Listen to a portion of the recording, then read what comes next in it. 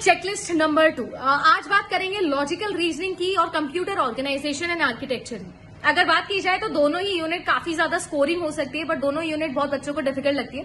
सबसे पहले logical reasoning में स्क्वायर ऑफ ऑपोजिशन, चाहे वो मॉडर्न हो चाहे वो आपका ट्रेडिशनल हो, यानी आप लोगों के कॉन्ट्रेरी सब कॉन्ट्रेरी वो वाले टॉपिक से सवाल है या इमीडिएट इन्फरेंस है, दोनों ही इंपॉर्टेंट है।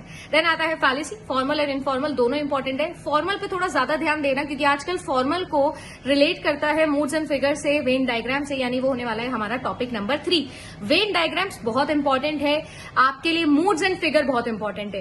अब अगर मैं बात करूं नेक्स्ट की तो वो है आप लोगों के लिए टाइप्स ऑफ डेफिनेशन, ये भी बहुत ज्यादा जरूरी है। यानी अगर आपने ये सारी चीजें पढ़ी है तो मानिएगा कि लॉजिकल रीजनिंग में आप लोग अच्छा स्कोर कर पाओगे। प्रैक्टिस बहुत जरूरी है, इसलिए टेस्ट सीरीज ले सकते हो, पेपर 1 की भी है, पेपर 1 प्लस पेपर 2 की भी है। अब बात करती हूं मैं आप लोगों से कंप्यूटर ऑर्गेनाइजेशन एंड आर्किटेक्चर की। कंप्यूटर साइंस के अगर एस्पिरेंट हो, इस एग्जाम के लिए प्रिपेयर कर रहे हो, सबसे इंपॉर्टेंट है कैशे के बारे में सब कुछ पता होना चाहिए। हायरार्किकल साइमल्टेनियसली किस तरीके से मेमोरी ट्रांसफर होता है। देन इंपॉर्टेंट होता है कैशे मेमोरी मैपिंग, डायरेक्ट हो, आपका एसोसिएटिव हो या सेट एसोसिएटिव हो, तीनों पे न्यूमेरिकल आता है। ईमैट निकालने का डायरेक्ट क्वेश्चन आता है। एड्रेसिंग मोड्स बहुत ज्यादा इंपॉर्टेंट है, याद रखिएगा, एक सवाल बनेगा।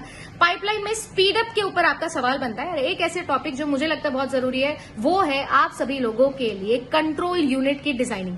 कंट्रोल यूनिट के अंदर आप लोगों से बड़े सवाल बनते हैं। कंट्रोल यूनिट के अंदर ही आपका जो है वो पूरा horizontal and vertical micro programming वाला पार्ट जो है वो बहुत जरूरी है। देन अगर मैं बात करूं तो कंप्यूटर ऑर्गेनाइजेशन में एक और टॉपिक है, वो है इंटरप्ट। इंटरप्ट से भी हर बार आपके एग्जाम में सवाल बनता है। ये कुछ ऐसी चीजें जो मैं इंपॉर्टेंट बता रही हूँ। 8 PM सेशन हो रहा है सीएस का, देख सकते हो, मॉक टेस्ट ले रही हूँ, 1 शॉट ले रही हूँ। इसके अलावा अगर आप लोग प्रैक्टिस नहीं कर रहे हो क्वेश्चन, तो आपको प्रैक्टिस करनी चाहिए। जितनी ज्यादा प्रैक्टिस करोगे उतने अच्छे नंबर आने के चांसेस होंगे। गुड लक, मिलते हैं डे 3।